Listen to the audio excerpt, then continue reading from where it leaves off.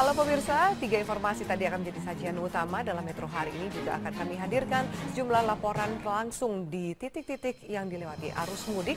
Dan jangan lewatkan newsmaker Ramadan hanya di Metro hari ini. Bersama saya Afeni Malik, inilah Metro hari ini selengkapnya. Pemirsa, 2 hari jelang Lebaran, volume arus kendaraan di jalur selatan Jawa Barat dan penyeberangan dari Jawa ke Sumatera terus meningkat. Puncak arus mudik diperkirakan terjadi pada hari ini. Sejak pagi tadi kepadatan arus mudik terlihat. Kementerian Perhubungan memprediksi puncak arus mudik akan kembali terjadi malam nanti. Kita langsung bergabung dengan tim monitor mudik Metro TV untuk mengetahui pantauan terkini. Ada Najla di gerbang tol Cikarang Utama Jawa Barat, Jessica Wawor di tol Cikunir Jakarta, dan Sabrina Hasilah di jalur selatan Nagrek Jawa Barat. Dan juga satu lagi Ferdinand Kasten di tol fungsional Pemalang Jawa Tengah. Baik teman-teman, pertama saya akan ke Najla terlebih dahulu. Apakah kepadatan masih terjadi di tol Cikarang Utama, Najla? Iya, Afi. Baik Najla, terima kasih atas laporan Anda. Berikutnya kita bergabung dengan Jessica Wawor yang berada di tol Cikunir. Jessica, silakan sejauh ini bagaimana keadaan di sana, Jessica? Ya baik Jessica, terima kasih atas laporan Anda, dan pemirsa memantau di jalur selatan ada Sabrina Hasilah di jalur Nagrek Jawa Barat. Sabrina, apakah rekayasa lalu lintas bisa memecah kemacetan yang terjadi di sana? Ya baik pemirsa, menjadi favorit pemudik tahun ini adalah tol fungsional yang baru dibangun oleh pemerintah. Ferdinand Kasten, apakah ada kendala yang dihadapi pemudik saat melalui jalur tol fungsional ini? Baik Najla, Jessica, Sabrina, dan Ferdinand, teman-teman terima kasih atas laporan kalian. Bisa tetap lama bersama kami di Metro hari ini, akan kami hadirkan laporan.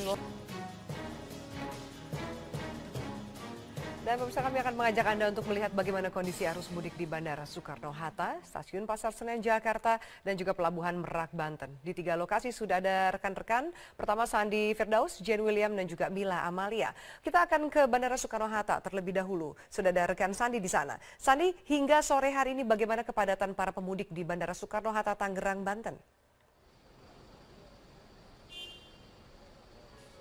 Menurut pandangan kami, terima kasih atas laporan Anda, dan pemirsa selanjutnya kita ke Stasiun Pasar Senen. Sudah ada Jane di sana. Jane, 2 hari jelang Lebaran, apakah terjadi peningkatan jumlah pemudik yang menggunakan kereta api melalui Stasiun Senen dan kapan puncaknya? Iya betul. Ya baik Jane, terima kasih laporan Anda, dan berikutnya kita ke Pelabuhan Penyeberangan di Merak Banten. Mila, sore ini apakah terjadi kepadatan pemudik yang melalui Pelabuhan Merak Banten dan kapan diprediksi menjadi puncak arus mudik? Untuk sore hari. Baik, Mila, Sandi, dan juga Jen, teman-teman terima kasih atas laporan kalian. Ya pemirsa, kita ke informasi berikutnya. Memasuki libur Hari Raya Idul Fitri, sejumlah wilayah di ibu kota mulai terlihat sepi. Namun masih ada beberapa lokasi yang ramai oleh warga DKI yang memanfaatkan momen cuti bersama. Bahkan ada juga warga yang memilih untuk menghabiskan libur Lebaran di ibu kota. Pemirsa, polisi menyatakan pengusaha dan juga ketua Partai Perindo. Selamat sore pemirsa, kepadatan mulai terjadi di tol Cikarang Utama dan tentu berimbas kepada tol Cikampek. Untuk melihat kondisi lalu lintas di gerbang tol Cikampek, kita bergabung dengan rekan Bram Herlambang yang berada di sana. Bram, apa antisipasinya jika terjadi kepadatan lalu lintas di sana? Apa yang akan dilakukan oleh pihak kepolisian dan juga operator jalan tol? Ya, Afi. Baik Bram Herlambang, terima kasih atas laporan Anda, dan informasi berikutnya pemirsa, Polri terus berupaya menjaga stabilitas keamanan selama arus mudik Hari Raya Idul Fitri 2017, termasuk mengantisipasi terjadinya aksi teror. Polri mengaku tetap waspada terhadap gerakan sel-sel teroris di Indonesia. Sekian headline news untuk saat ini pemirsa. Headline news berikutnya akan hadir 1 jam mendatang, dan Metro hari ini akan hadir sesaat lagi dengan informasi pernyataan resmi Polri atas status tersangka pengusaha sekaligus ketua Partai Perindo Haritanu Sudibyo. Tetaplah bersama kami. Pemirsa, Mabes Polri memastikan pengusaha Haritanu Sudibyo sudah berstatus tersangka atas kasus dugaan ancaman melalui pesan singkat terhadap Jaksa Yulianto. Surat pemberitahuan dimulainya penyidikan atau SPDP Haritanu telah dikirimkan Polri kepada pihak kejaksaan sejak pekan lalu. Menurut petugas gabungan dari TNI dan Kepolisian Daerah Bali menggelar apel bersama jelang kedatangan Presiden ke-44 Amerika Serikat Barack Obama dan keluarga ke Bali. Apel yang dipimpin dan Rem Wirasatya Kolonel ARH Gede Widiana ini Presiden Amerika Serikat ke-44 Barack Obama dijadwalkan mendarat di Bali sekitar pukul 17 waktu Indonesia Barat. Informasi selengkapnya akan disampaikan oleh Niken Riwu dari Bandara Igusti Ngurah Rai, Bali. Ya Niken, apakah Obama sudah mendarat? Dan bagaimana pengamanan untuk kedatangan mantan Presiden Barack Obama dan rombongannya di Bali? Ya, Afi, hingga saat Terima kasih atas laporan Anda dari Denpasar, Bali. Pemirsa, Barack Obama memiliki hubungan spesial dengan Indonesia. Presiden Amerika Serikat ke-44 ini pernah tinggal dan mengenyam pendidikan sekolah dasar di salah satu sekolah di Jakarta. Kami memiliki informasi romansa Obama dan Indonesia yang kami kemas dalam paket berikut ini.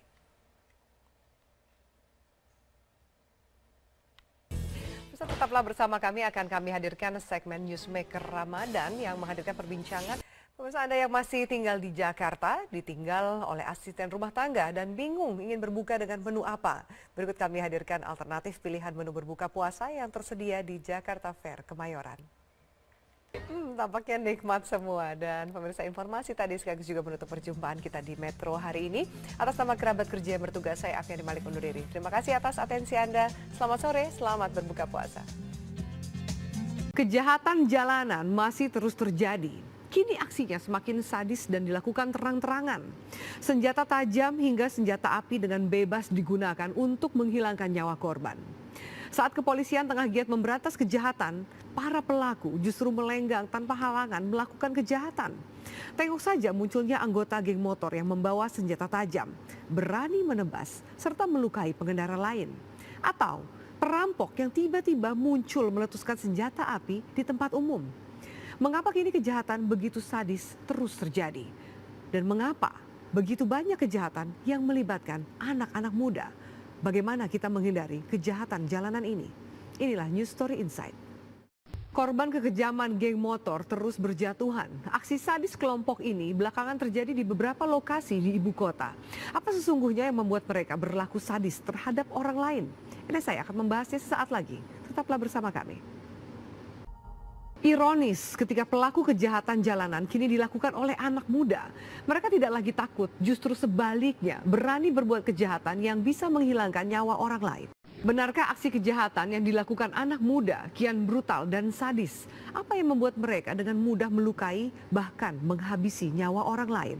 Ini saya akan membahasnya sesaat lagi. Tetaplah bersama kami. Aksi geng motor bersenjata kian meresahkan masyarakat. Korban pun sudah berjatuhan.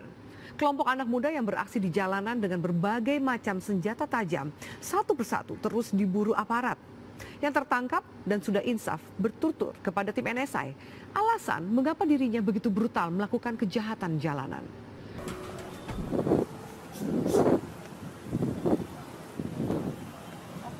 Kok bisa ketangkap akhirnya?